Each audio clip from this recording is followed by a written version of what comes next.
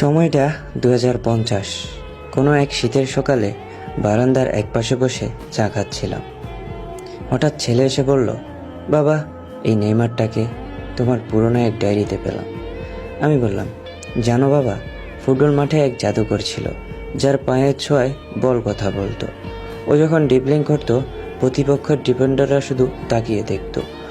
ওর football ছিল আনন্দ আর শৈল্পিক বহিঃপ্রকাশ। ওকে লোকে নেইমার নামে চিনত। ও শুধু গোল করার জন্য খেলতো না, দর্শককে বিনোদন দিতে খেলতো।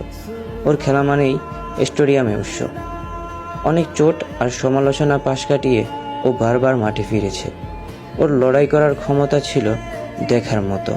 ফুটবল ইতিহাসে হয়তো অনেকেই আসবে, কিন্তু মাঠের সেই চিরচেনা হাসি আর সাম্বা নৃত্যের জাদুকর একজনই থাকবে।